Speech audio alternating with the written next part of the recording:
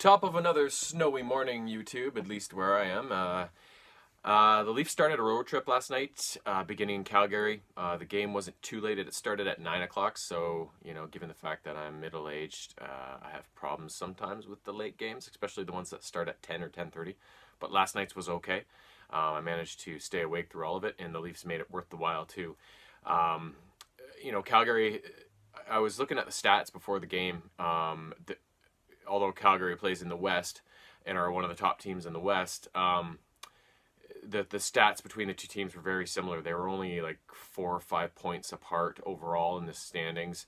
They averaged the same amount of goals per game, the same amount of shots per game, and also very similar types of teams. This game was very evenly played for the most part, but you could just tell that the Leafs had it and the Flames didn't. The one advantage the Leafs probably do have is in goal for sure.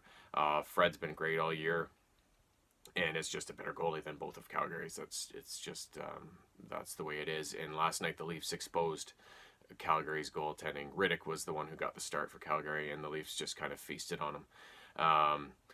They got off to a quick start, which the first periods have been killers for them. They've been playing from behind for a lot of the year in the first period. Last night, that was not an issue. Ennis struck early on the power play, then added another one not long after, and then Marner set up Hyman near the end of the period for a 3-0 first period lead. And then just a few minutes into the second, Hyman struck again, or was it Ennis completing the hat trick? One of the two.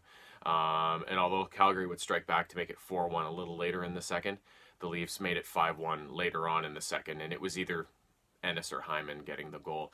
Either way, Hyman got the one early in the second, and then Ennis completed the hat trick to make it 5-1 near the end of the second. So, we had Hyman with two, Ennis with the hat trick, and you could tell in the third period, the Leafs were trying to get Hyman the puck. He doesn't have an NHL hat trick, I don't think. So they were trying to get him that magical accomplishment, but it just didn't happen. Marner was able to pop another goal near the end of the period, or just past the halfway part anyways, to make the final score was 6-2.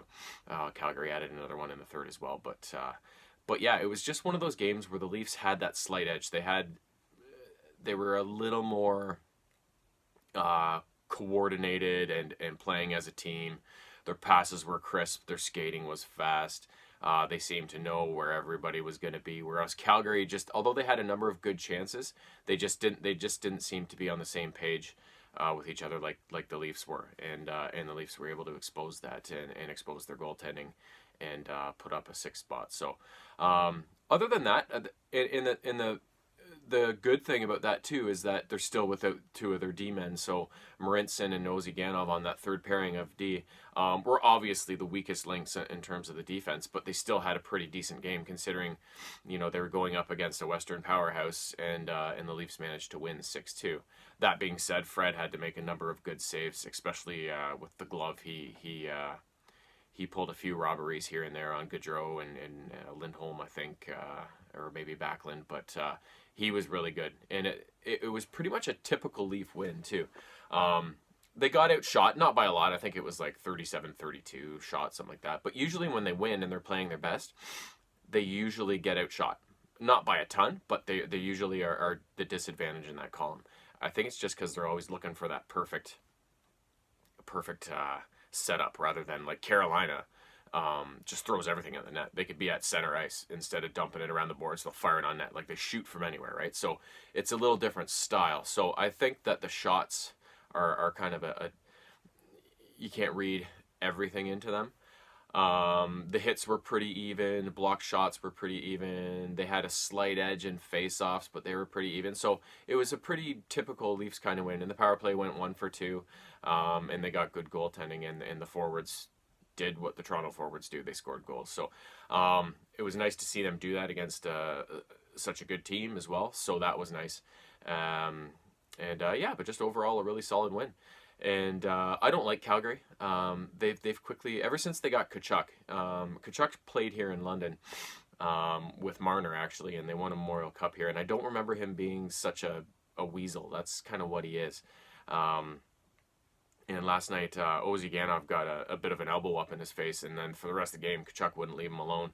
And I think it kind of took him off his game, to be honest. He was always going after him instead of maybe paying attention to what was going on with the puck. But that's the kind of guy he is. And those are the kind of guys that teams get that make you hate that team. So Calgary, to me, was always kind of a neutral team. You know, I didn't mind them sometimes. Back in the day when they had Dougie Gilmore and Gary Roberts and those guys. I used to like them back then, and they were friggin' good too.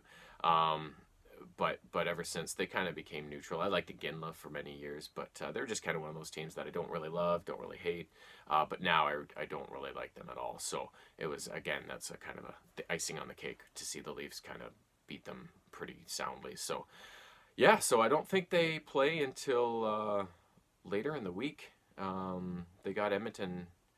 Or maybe they don't even play till the weekend. I think their next game is Vancouver this week, and then Edmonton on the weekend, I think.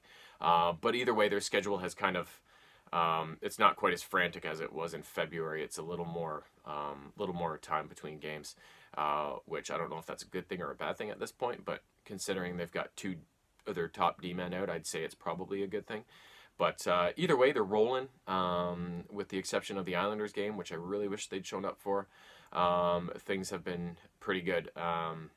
It's nice to see them, at least for one game, reverse the trend of getting down early. I think that's going to be a real key to their success down the stretch. But otherwise, things are looking good, and I hope it remains that way. And spring is in the air, playoffs are in the air. Bring it on.